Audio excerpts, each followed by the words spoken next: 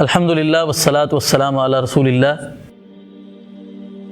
بہت سارے لوگوں کو قرآن مجید کی تلاوت کرتے ہوئے دیکھا گیا ہے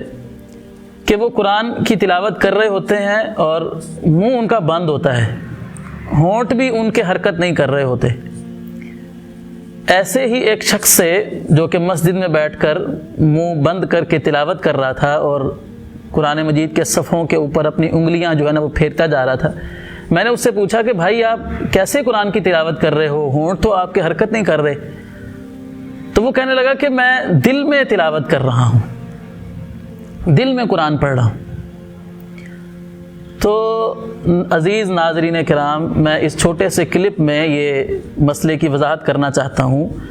کہ قرآن مجید کی تلاوت کو دل میں کرنے کا یہ مطلب نہیں ہے کہ آپ منہ بند کر کے تلاوت کریں۔ دل میں تلاوت کرنے کا مطلب یہ ہے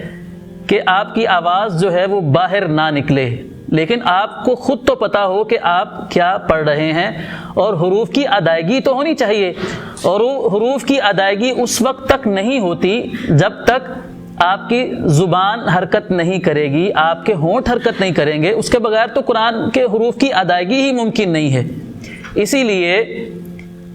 علماء کرام نے تو یہاں تک فتویٰ دیا ہے کہ اگر کوئی شخص نماز پڑھتا ہے اور نماز میں وہ اپنی زبان کو حرکت نہیں دیتا، اپنے ہونٹوں کو حرکت نہیں دیتا، منہ بند کر کے کھڑا رہتا ہے، شیخ صالح العثیمین رحمہ اللہ جو کہ سعودی عرب کے بہت بڑے عالم اور مفتی تھے،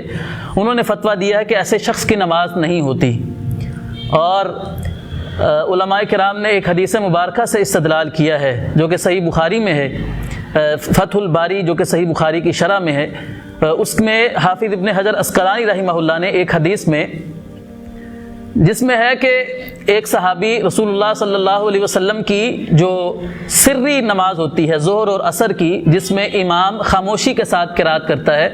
اس کے بارے میں ایک صحابی سے دوسرا صحابی پوچھتا ہے کہ جب تم رسول اللہ صلی اللہ علیہ وسلم کے پیچھے کھڑے ہوتے ہو ظہر اور عصر کی نماز میں،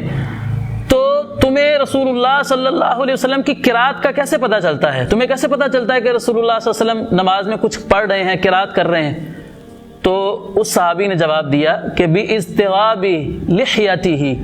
ہمیں رسول اللہ صلی اللہ علیہ وسلم کی داڑھی کے ہلنے سے پتہ چل جاتا ہے کہ آپ علیہ السلام کچھ تلاوت فرما رہے ہیں۔ تو حافظ ابن حجر عسقلانی رحمہ اللہ نے اس حدیث کی شرح میں لکھا ہے کہ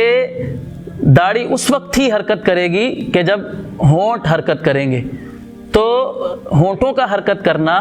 اور زبان کا حرکت کرنا یہ قرآن مجید کی تلاوت کے لیے بہت ضروری ہے۔ منہ بند کر کے اگر کوئی شخص بیٹھا رہتا ہے تو حروف تو ادا ہی نہیں ہوتے ہیں۔